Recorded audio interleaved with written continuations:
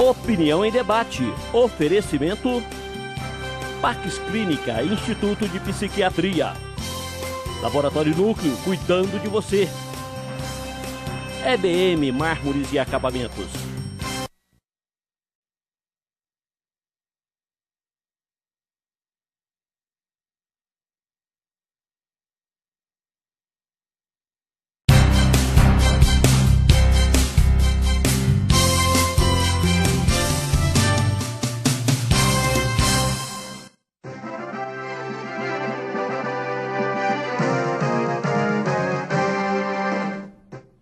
Boa noite. Opinião em debate desta noite tem como tema: o impeachment afastou a presidente. E agora? Como fica o Brasil politicamente? Para discutir esse importante assunto, nós convidamos os mais qualificados, 4 mais qualificados jornalistas políticos de Goiás. O Kleber Ferreira, que é jornalista e comentarista na Rádio 730, o Rubens Salomão, que é jornalista, apresentador na Rádio 730 AM e colunista político no jornal O Hoje, o Eduardo Horácio, que é jornalista com mestrado em Sociologia, e o Petras de Souza Davi, que é jornalista, diretor de jornalismo da Rádio 730. Os nossos telespectadores podem e devem participar pelos telefones 3201-7688 e 3201-7708. E tem também o WhatsApp, que é o 99832-0302. Anote aí, 9832-0302. Vamos começar aqui com o grande Kleber Ferreira. Kleber, a provocação do tema é e agora, não é? Porque aos olhos da multidão, do povo, é o seguinte: então tá, afasta a presidente, agora dias melhores virão, vai brotar emprego e vai resolver o problema do Brasil.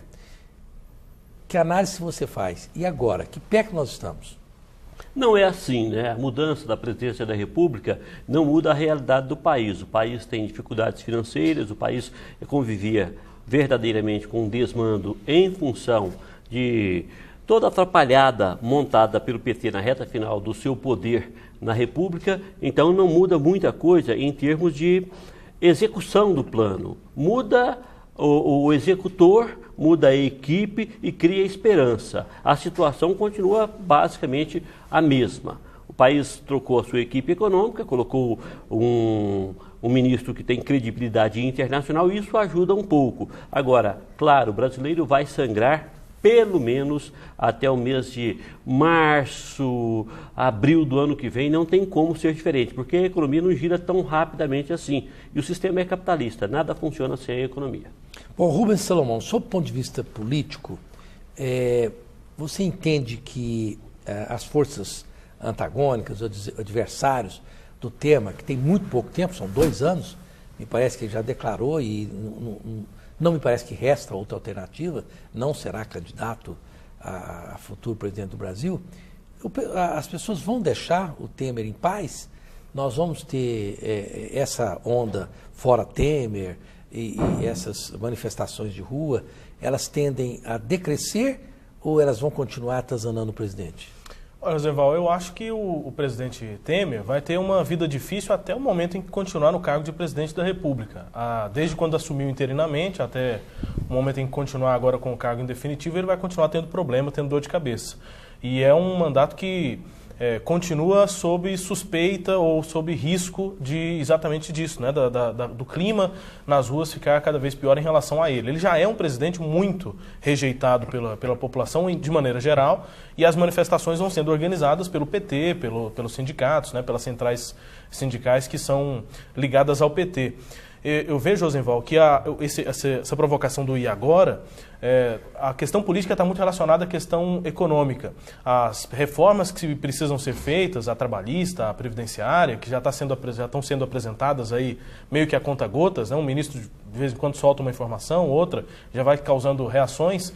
A aprovação dessas reformas e mais a articulação para a aprovação delas no Congresso vai ser fundamental para esse curto prazo da vida, né, de Michel Temer na presidência da República.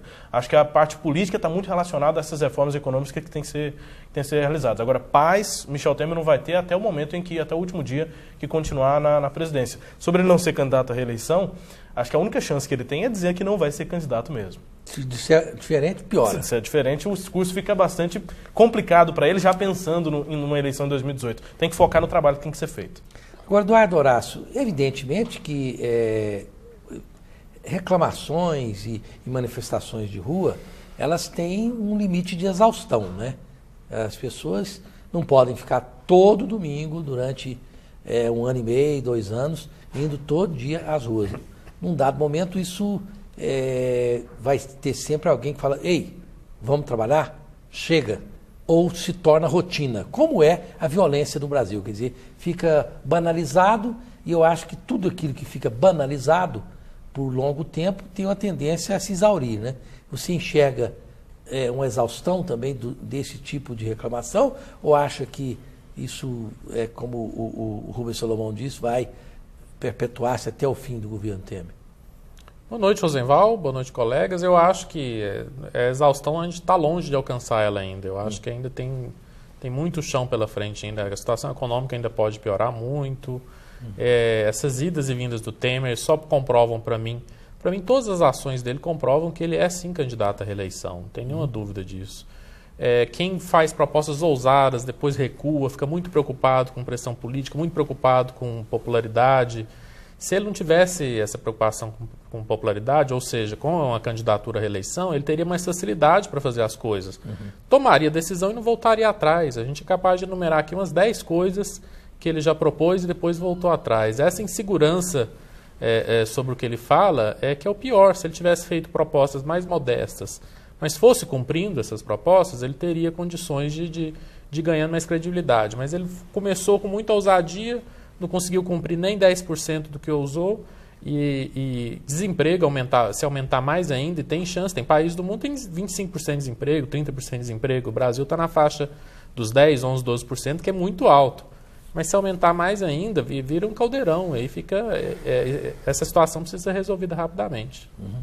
Bom, Petras, evidentemente que o Temer possui alguns ingredientes do seu governo com os quais a Dilma deixou de contar, que a Dilma, a base dela se corroeu completamente, ela ficou uma presidente sem base política, ela perdeu o apoio do empresariado e não teve, evidentemente, o apoio da imprensa. Bom, hoje o Temer, ainda que de forma atabalhoada, ele ainda mantém um certo controle sobre uma base que o levou ao poder. A imprensa, evidentemente, tem uma boa vontade com o Temer, que me parece que não tinha de forma alguma com a Dilma e com o PT. E o empresariado deseja tudo, até por uma questão de sobrevivência, que o Temer dê certo. Você acha que esses componentes, aliado ao fato de que ele tem hoje a chave do cofre, pode fazer uma grande diferença no estilo de governo que tanto acabou com a Dilma? Quer dizer, o Temer hoje tem mais condições do que a Dilma teve nesse segundo mandato dela? Boa noite, Rosenval. Boa noite, Kleber, Rubens, Eduardo. Evidentemente que sim. A vida dele, se você for analisar por esse aspecto, vai ser mais fácil. Mesmo porque ele foi deputado, foi parlamentar, conhece bem a Câmara como poucos, né? Mas eu diria que só isso não vai ajudá-lo muito, não. Sabe? Porque ele tem desafetos ali com o presidente do Senado, Renan Calheiros, né? Eles não se dão. E já há sinais claros de desgaste nessa base que o Temer ele julga ter, né? Os colegas pontuaram bem, por exemplo, eles continuam batendo cabeça.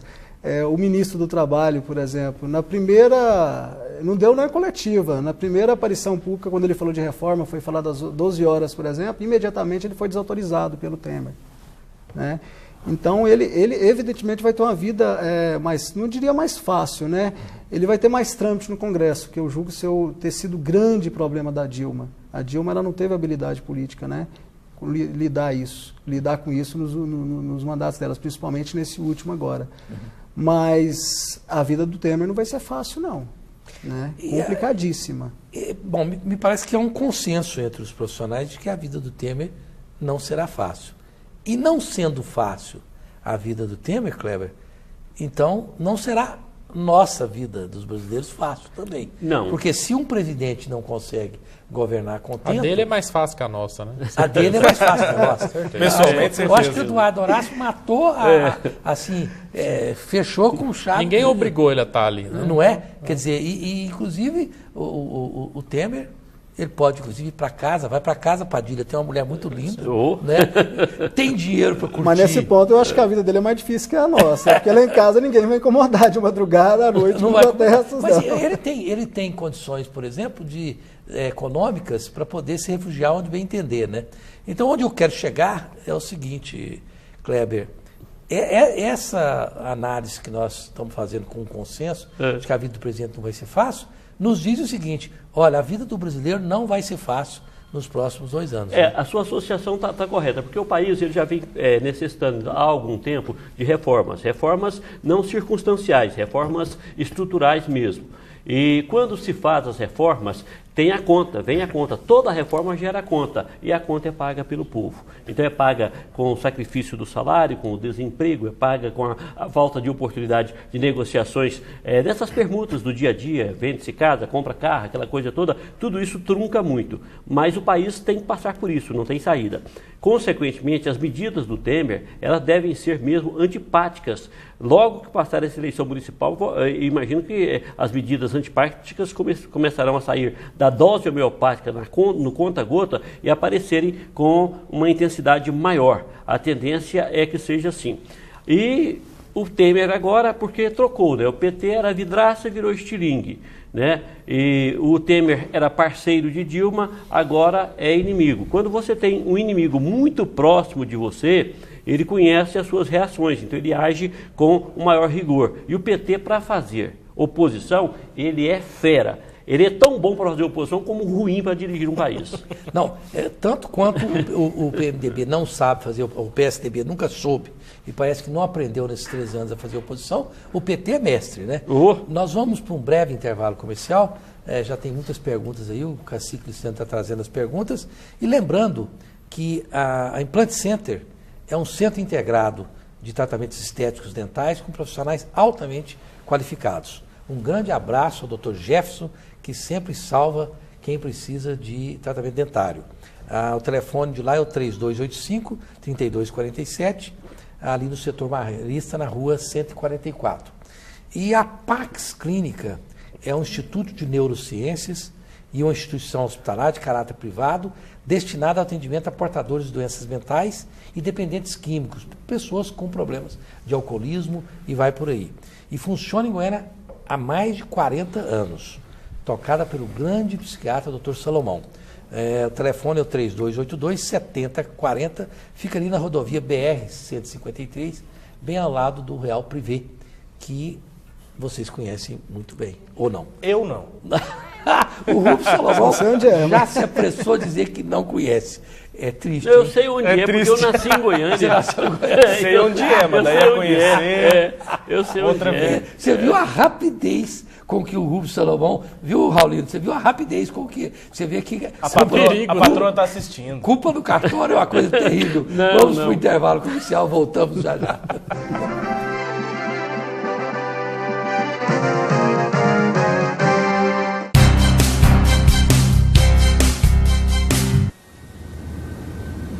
Quando a gente é pequeno, aprende que o mais forte defende o mais fraco. Que o maior protege o menor. E você acredita que sempre vai ter alguém por perto para cuidar de você. Para muita gente, isso já é verdade. Pelo menos para quem tem Tecnoseg. Tecnoseg, segurança para a família toda. Tudo que você viveu, tudo que você passou, nada disso foi em vão. O que ainda vai viver, o que pode acontecer, só depende de você. Então vamos então, seja o melhor que você pode ser. Então vamos com Jandarro, o jeans que vai com você. É um prazer receber você aqui na minha casa. Vocês mudaram o piso? Mudei, sim. Pois é. São sonhos realizados. Criei minha família aqui. Hoje estão todos criados. E tudo isso depois que eu vim para a minha moradia, né? A casa própria, ela dá dignidade às pessoas. Eleito prefeito, vamos construir novos conjuntos habitacionais e doar lotes urbanizados às famílias mais carentes.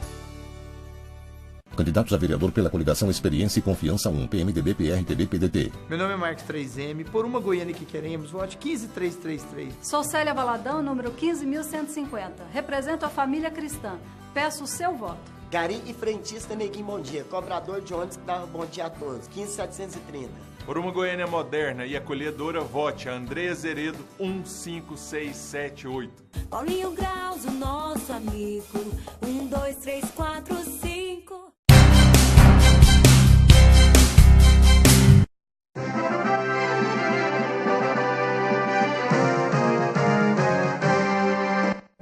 Estamos de volta com Opinião em Debate desta noite, discutindo a era pós-impeachment.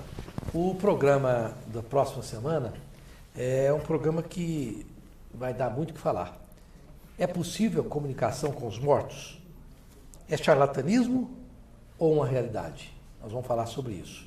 A Maria Helena de Morrinhos, o programa de hoje está uma beleza. Qualquer presidente não vai resolver os problemas que o PT deixou. O Evaldo, caso o Temer não saia candidato, qual o nome do PMDB terá para indicar para sucedê-lo? Rubens Salomão. José Serra. Hã? José Serra. Mas não é do PMDB. É dentro ele doido para filiar no PMDB. Dentro Dentro dos quadros atuais é difícil apontar um nome.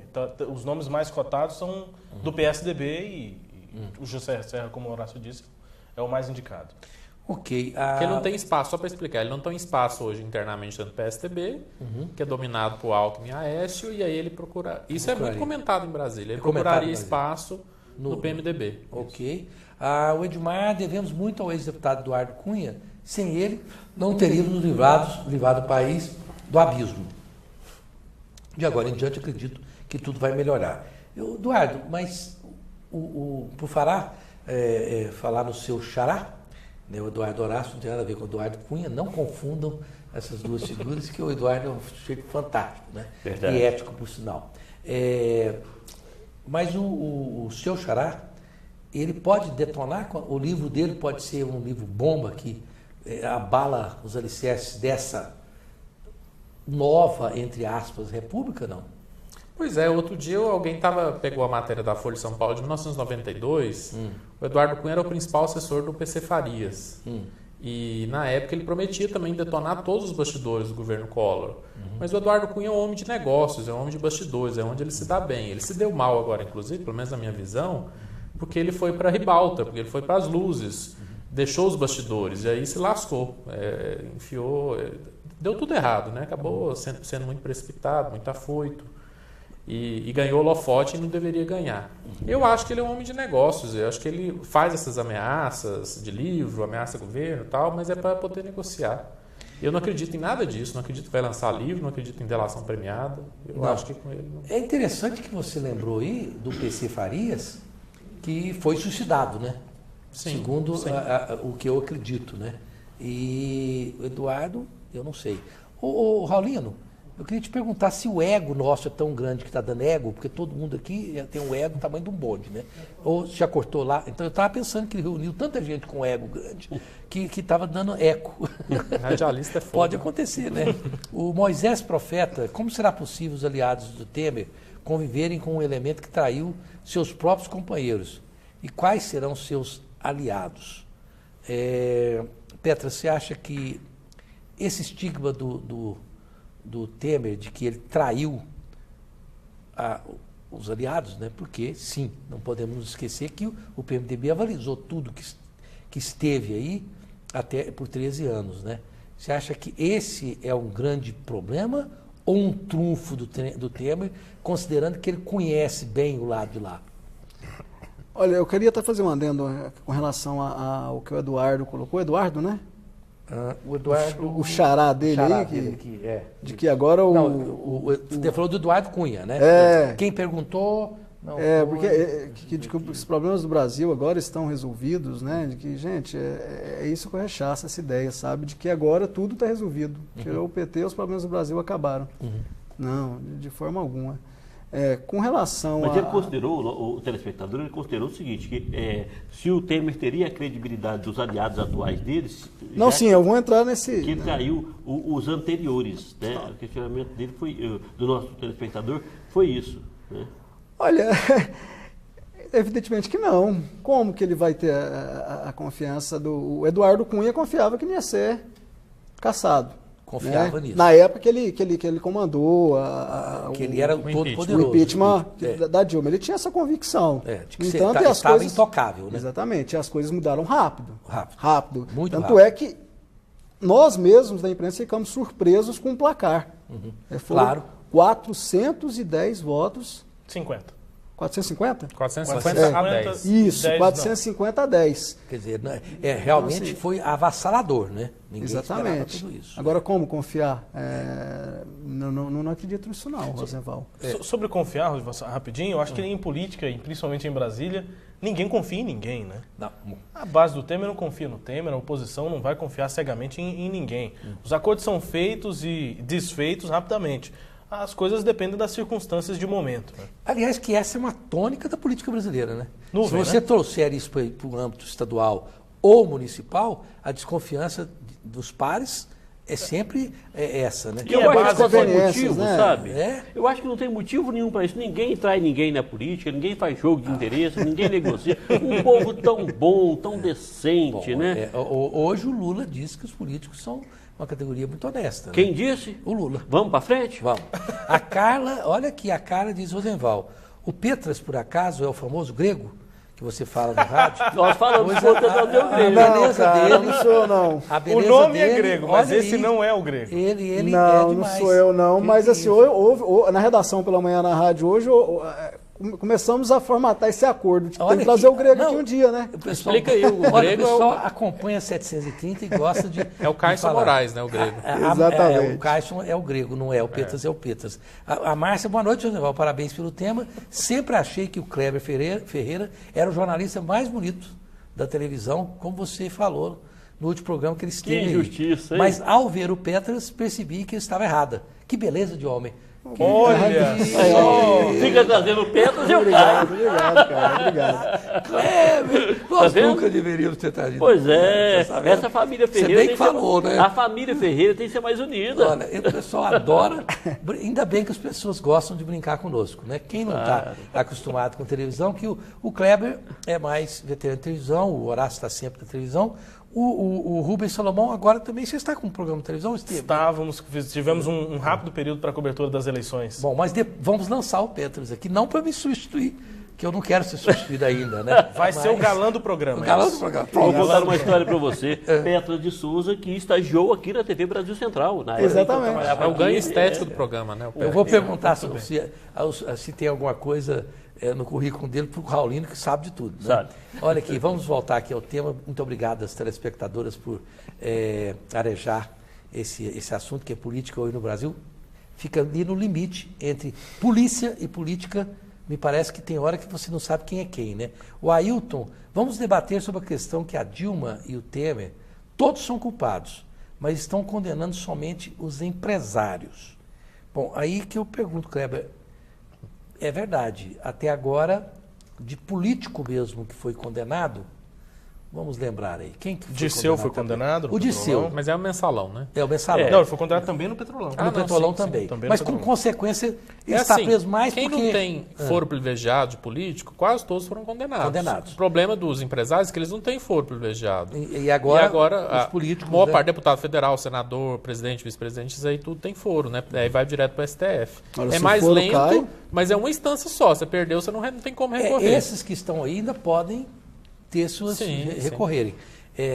Eu acho possível que nos próximos anos o STF não passe a julgar esses políticos, né? Rosenval, o STF, agora nós temos aí essa atrapalhada toda da denúncia contra o Lula, né? Achei o promotor trapalhão. Foi uma atrapalhada. Usou a palavra certa. Extremamente atrapalhão. Bom, mas essa atrapalhada toda, mesmo se não fosse com essa atrapalhada toda, eu vejo assim, uma dificuldade imensa em ver o Lula, por exemplo, condenado pelo STF. Sabe por quê? Você viu a relação de convidados para a posta da ministra Carmen Lúcia da presidência? O primeiro nome? Luiz Inácio Lula da Silva. Mas aí, Kleber... E a maioria daqueles ministros foram indicados pelo PT. Mas veja bem, mas aí tem um caso que eu disse hoje na 730, porque escapa à análise de muita gente. Porque é o seguinte, a Carmen Lúcia, ela é uma mulher protocolar, concorda? Ela é muito do rito protocolar. E esse rito do Supremo Tribunal Federal diz que é de bom tom convidar os ex-presidentes para compor para chamar. É do rito. Tanto que ela convidou também o Collor, convidou o José Sarney, todos os ex-presidentes. Agora, como o Lula tem um holofote, tudo que o Lula faz tem holofotes, dá a impressão de que ele foi um convidado especial. Mas ela foi indicada por ele. Ela foi indicada por ele. Então. Mas não foi por esse motivo que ela o convidou. Sim, protocolarmente falando. Né? Mas eu acho muito difícil haver uma condenação do Lula por parte do STF. Mas o STF é a última instância. Se o Lula for condenado, é a primeira instância, que é o Sérgio Moro. Segunda instância, ele já vai preso. Com a nova decisão do STF, você já vai preso. Ter que recorrer. O STF vai ser 2 anos depois, ele já está 2 anos preso, ele vai ser julgado. Também acho. Até aqui lá, o estrago político já o estrago político já estará feito. É enorme, né? Se ele estiver preso. O Roberto pergunta para o Petras o seguinte, na sua opinião, Petras, por que chamam o impeachment de golpe? O Roberto, né? Roberto, isso. Pela forma que ele foi concebido, né? Porque a Dilma teve o quê? A Dilma teve 54 milhões de votos, entendeu? E para aqueles que defendem a Dilma, os petistas, é uma forma escusa de chegar ao poder, né? E o PMDB não é a primeira vez que ele chega ao poder pela porta do fundo. Sem voto, vamos dizer assim, né? Acho que é a terceira vez, se não me engano. Sarney e Itamar. Sarney, Itamar e o Temer. O né? Sarney foi por conta de uma tragédia, né? A morte na posse. A morte na posse. Exatamente. O Itamar... O impeachment foi por conta do impeachment do Collor, ele assumiu. E agora o PMDB herdou mais uma vez, é claro que em outras circunstâncias. Né, mas eles não aceitam por isso, porque não chegou pelo voto popular. Né? A grande argumentação dos petistas de não aceitarem o fato de taxarem isso de golpe é justamente por isso. Me parece assim uma bela jogada de marketing político pelo seguinte fator. Ninguém chamou, por exemplo, o Itamar Franco de golpista. Mas embora o PT tenha apoiado o impeachment do Fernando Collor, o impeachment do Fernando Collor foi um caso político, se observar a coisa no detalhe, porque o Collor, por exemplo, foi uma coisa considerada menor, foi por conta de uma Elba, foi a coisa. Então, que envolvia diretamente o Collor. Diretamente o Collor. Então foi um julgamento político e ninguém chamou, quer dizer, não teve ali um marqueteiro para dizer, vamos chamar... O Collor não tinha ressonância social, Não tinha ressonância social. Sindicatos, então, professores, eu acho que na verdade, essa coisa do golpe foi uma jogada do PT que grudou. E incomoda. Metade da sociedade, ou mais ou menos isso, acredita nisso. E tem incomodado muito o governo Temer. Essa taxa de golpista tem incomodado muito. Tanto é que no primeiro discurso dele, né, ele falou muito bem disso, que não ia aceitar ser taxado. Chamado de golpista. É igual a pessoa que não aceita apelido, aí que pega. Aí acabou. Aí eu acho o seguinte, para que servem os marqueteiros, inclusive as pessoas que trabalham com crise, né? Eu estudei isso profundamente. É justamente para o sujeito não fazer declarações que não sejam desse teor, que elas são primárias. Não é sujeito de dizer, não, eu não aceito ninguém me chamar de 4 olhos. Acabou. É 4 olhos para sempre na vida. Ele não devia nem mencionar isso. O fato da palavra estar na boca dele já faz aquilo pegar. Ele deu a corda para o pessoal puxar. Mas o que ocorre em relação à situação do PT e a do Collor, Rosenval, é que verdadeiramente um governo mal avaliado não é motivo para impeachment. Quem tem que tirar o governo mal avaliado é o povo com o voto. É bom que até aprende a votar. Fala, opa, nessa eu não voto mais. Né? Então, aproveitou-se a popularidade baixa de Dilma Rousseff, a falta de habilidade dela para fazer as relações institucionais com os outros poderes e mais as dificuldades pelas quais o país passa e imagino passaria a maioria delas com outro presidente também, para tirá-la do poder e colocar o Michel Temer. Daí, então, o PT aproveitou que o PT sabe fazer isso. Ninguém faz oposição com o PT. Criou esse apelido de golpe que o Michel Temer não aceitou, pregou. Mas já tem uma corrente, Rosenval e amigos, de políticos no Brasil defendendo, se não o parlamentarismo, mudar na Constituição o rito do impeachment, fazer ele ficar mais fácil. Um deles, o governador de Goiás, Marconi Perillo, já disse isso claramente. Mais fácil, teria que ficar mais difícil, né? Não, os políticos defendem que seja mais fácil, para que seja mais simples tirar o presidente mal avaliado. Não, mas o Horácio fez aí uma correção que eu entendo como necessária, é o seguinte, na verdade, o que eles estão tentando fazer é que o impeachment se torne mais difícil. Não mais fácil. A proposta vai ser mais fácil. A proposta é absurdo. Não, mas nessa facilidade de ele se aparente, ele se torna mais difícil de acontecer. Mas eles querem reduzir o prazo para que o Brasil não sangre, o país não sangre tanto tempo para tirar um presidente, para que seja mais simples tirar um presidente. Aí nenhum presidente mais termina o mandato. Não termina o mandato. Eu acho que se o Brasil, nós tivéssemos uma casta política, porque na verdade eu chamo isso de casta porque porque eles vivem uma ilha da fantasia, os salários deles não tem nada a ver com a média do salário nacional, as benesses não tem nada a ver com benesses de nenhum país do mundo, nem os países mais ricos, então vivem uma ilha da fantasia. Se eles tivessem um mínimo de compromisso com o país, analisava a coisa seriamente, porque o parlamentarismo é uma coisa inteligente que permite a você a possibilidade de você eleger um presidente da República pensando que ele vai ser uma pessoa qualificada e ele não se mostre inábil, não dá conta do recado, você dizer, não, pera um pouquinho, que eu quero descer. Não é isso? O parlamentarismo permite que você... Você troca o primeiro-ministro o tempo todo, é normal. Troca o tempo todo. E o país continua tocando a vida. Agora, o sistema presidencialista brasileiro, que na verdade acaba sendo um sistema de presidencialismo que torna o presidente refém do Exatamente. Se não do tiver maioria no Congresso, não governa. A Constituição é parlamentarista. Pois por isso que há essa defesa, para tornar mais simples. E aí o parlamento vai ter mais força. Entendi agora. Está certo. Agora, era melhor então tirar o presidencialismo e fazer o parlamentarismo. Só que em 50 anos a gente fez 2 plebiscitos e nos 2 a população optou pelo presidencialismo. Mas como que você... na verdade, eu acho que esses plebiscitos são complexos pelo seguinte, o parlamentarismo é uma coisa de alta complexidade de entendimento até para pessoas que são versadas em política. Como que você explica o parlamentarismo para o povão? É difícil. E funciona em regimes e em países em que o governo já tem aquela estrutura há muito tempo. E com parlamentarismo, o Eduardo Cunha teria sido primeiro-ministro do Brasil durante 2 anos. Opa!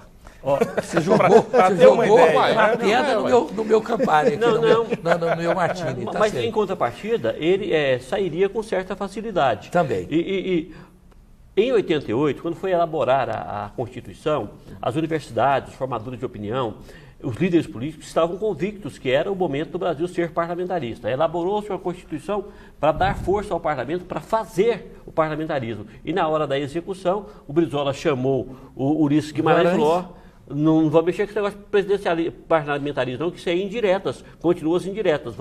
E a Constituição estava pronta, a Constituição é parlamentarista, o regime é presidencialista, vira essa confusão que a gente está vivendo. Olha, eu recentemente estava dando uma palestra e um aluno me perguntou se eu poderia escolher politicamente as 2 figuras mais nefastas para o Brasil. Eu falei, eu vou falar para você e depois vou precisar de mais 5 horas e 3 livros para explicar. Ulisses Guimarães e Leonel Brizola.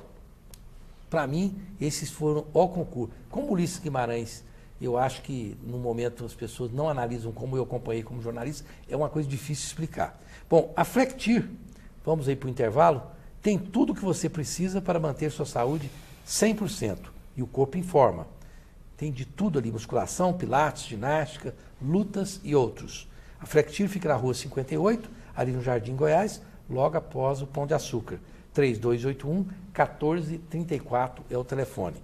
E não se esqueça de ir na República da Saúde, porque lá você come tudo de bom, só usa azeite de oliva virgem, não usa óleo. Portanto, você mantém a forma. E mandar um grande abraço para o Sul, lá do Subilt, que é um local que é o templo da beleza em Goiás. O telefone é o 4012-1066 e você encontra ali o Grande Sul, que é o idealizador do Subilt. Vamos para o intervalo comercial, voltamos já já.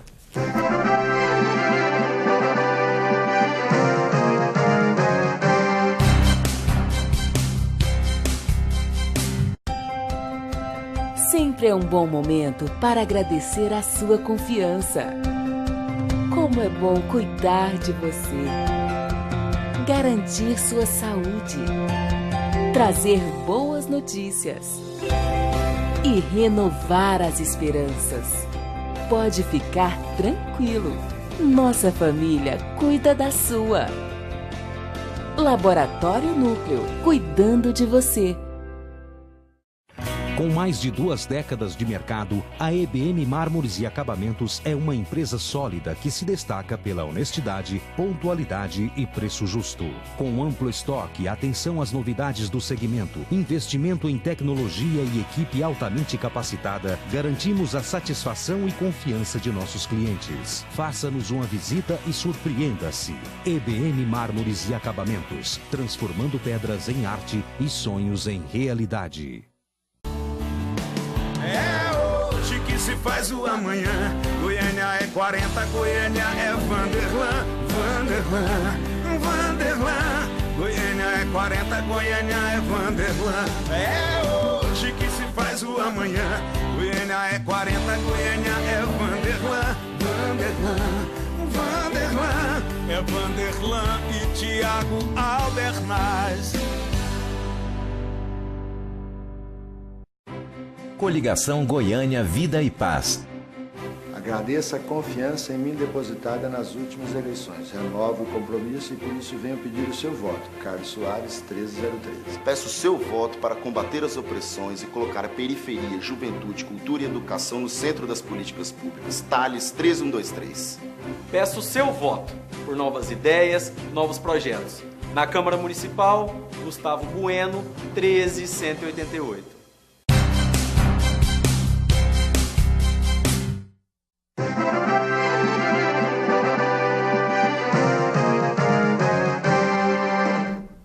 Estamos de volta com opinião em debate desta noite, discutindo a política nacional pós-impeachment. Rosenval, pois não. Meu coração está partido aqui de dor. Pelo que você falou de Ulisses e Brizola. Depois você defende, eu falei que precisava de um livro? Pois Nós vamos fazer um programa sobre isso. Tá combinado. Os colegas topam. Essa equipe aqui, eu quero defender Ulisses e Brizola. Eu não sei quanto ao Petras que nós precisamos fazer uma votação se ele volta ao programa que está assim querendo ocupar um espaço muito grande, né? Mas brincadeiras à parte, essa é a grande equipe da 730 AM que você pode todos os dias acompanhar um debate político qualificado, sério, tem para todo mundo analista de todos os matizes e essa é a melhor realmente equipe que se conseguiu montar sobre o jornalismo político em Goiás. Então, paute o programa, então. Paute o programa sobre participações de Ulisses e Brizola na política nacional, porque eu preciso falar sobre Ulisses. Ok, você vai defender o Ulisses. A Aparecida, do setor Ipiranga, dá esperança saber que o Temer, pelo menos, tem inteligência e humildade de ouvir e pedir apoio, ao contrário da destruição ambulante chamada Dilma Rousseff. O Temer, o Sérgio, diz que ele vai ter o apoio político que precisa para ser uma pessoa sensata, com palavras ainda e ações que ele tem equilibradas. Mas, no geral, ele parece querer estabilizar a economia. Para mim, o que estabilizaria mais rápido a economia é o aperfeiçoamento da Constituição, não permitindo aos políticos salários tão altos e benefícios que o cidadão comum não tem. Isso seria uma grande economia financeira.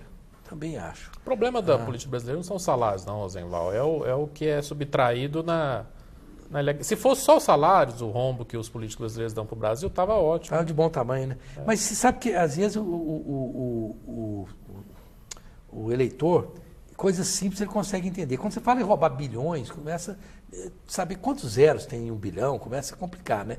Mas aqui, ó, por exemplo, o Manuel de Rialma, com a saída, a Dilma vai ter uma despesa de quase R$1 milhão por ano, pro resto da vida. Isso é uma vergonha, já não basta a despesa do Collor e outros. Mas isso todo é ex-presidente. Não é só ex-presidente. É. Mas você veja bem, esse R$1 milhão da Dilma, ele é irrelevante ao lado disso que vocês estão falando, que são coisas assim, bilionárias que se drena dos cofres públicos, né? A Jéssica Rosenval, que maravilha, o programa hoje é cheirado de belos e inteligentes homens. Parabéns. Tá bom, vocês querem isso? Eu no próximo eu dou o troco. Eu vou trazer só mulheres. Tem gosto para tudo, né? Tem gosto para tudo, é impressionante. O Leonardo Machado. A Jéssica foi muito simpática. Muito simpática. Obrigado, Jéssica, eu estou brincando. Do setor Pedro Vico, Cleber Ferreira. Você saiu dos debates da Rádio 730, sou sua fã, eu sou seu fã. Gosto muito dos seus comentários. Manda um abraço aqui para São Benedito Currutela, município de Varjão. Conhece? Forte abraço ao pessoal de São Benedito. Não conheço, mas um abraço. Quando for convidado pelo Leonardo, né? Estarei lá, viu, Leonardo? Pode fazer um convite que eu vou aí conhecer os amigos em São Benedito, com certeza. Um abraço a todos vocês. Sobre essa questão, o esporte na Rádio 730 foi terceirizado. E, consequentemente, a Rádio 730, então, ao terceirizar o esporte, ela acabou demitindo todos os profissionais da equipe de esporte para que eles pudessem ser contratados por uma nova empresa, que é dirigida pelo colega Livaldo Carvalho, e fazer o esporte lá. E a rádio, então, pediu para que eu ficasse no jornalismo. Na verdade, eu já tinha minha carteira de trabalho registrada como participante do departamento de